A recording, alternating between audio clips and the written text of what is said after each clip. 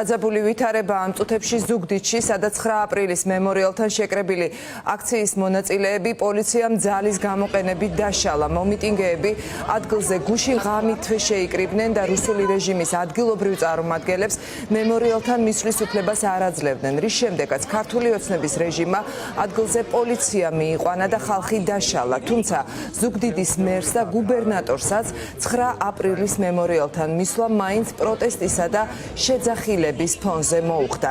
ნანო ჩაკვეტაძე გვიერთდება ახლა დეტალებით პირდაპირ ეთერში.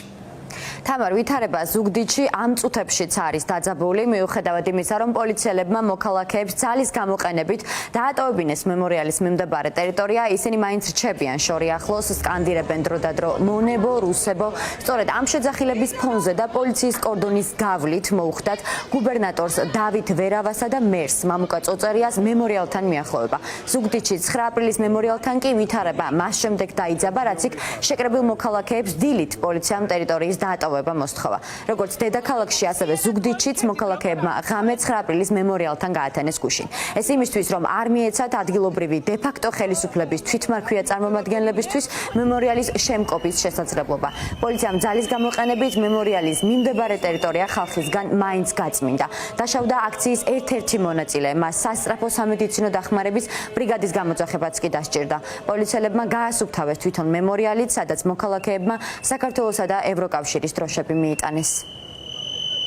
ასე დაგვატოვებინეს 9 აპრილის მემორიალი სამწუხაროდ. ნუ კობახიძემ რა განცხადებაც გააკეთა, მაგის მერე უკეთეს არ ცველოდით. აი ასე ეს ხდება ზუგდიდში. ჩვენ დავბრუნდით, აქ ფოტოებში და კადრებშიც კარგად ჩანს, რომ საქართველოსი, უკრაინის და ამერიკის დროშები იყო, ევროკავშირის და ეს მოუხსნიათ და აი აგერ დაუდი. ისე ვერ გამოდია რომ არა ებაროთ, არა. აი. ეს იყო ჩვეულებრივი ძალადობა მშვიდობიან მოქალაქეებზე, რომელიც სულს არავინ არაფერს არ აპირებდა, ვიდექით ბანერებით, რომ და გათავისუფლდეს ყველა რეჟიმის წვედა, ზუსტად ეს ძალის გამოყენებით დაგვიპირისპირდა პოლიცია. თავისი ალბათ 100-მდე იქნებოდნენ.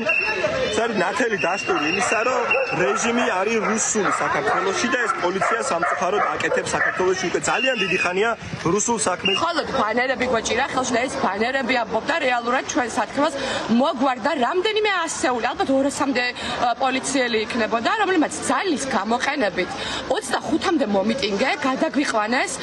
ძალის გამოყენებით გადაგვწიეს, დაგშალეს, რამის გაგვრეკეს, არ ვიცი რა ერქვა ამ ფორმას, რაც მათ გააკეთეს, გადაგვიყვანეს მემორიალიდან დაახლოებით 150 მეტრის მოშორებით, რომ აი იქ ვიღაცა მამუკა წოწერიას, ვიღაცა იმას რა ქვია, კოსტა კაკავას, ვიღაცა დათო ვერავას და ვიღაცა დათო კოდუას, ხელი არ შეშლოდათ, რომ ფარისევლურად დამდგარიყვნენ 9 აპრილის მემორიალთან და ეგლovat ვითომ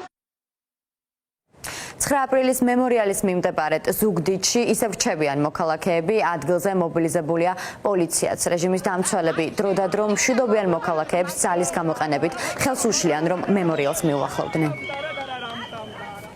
ნანო, მადლობა. ნანო ჩაკვეტაძე საუბრობდა ზუგდიდში განვითარებული მოვლენების შესახებ.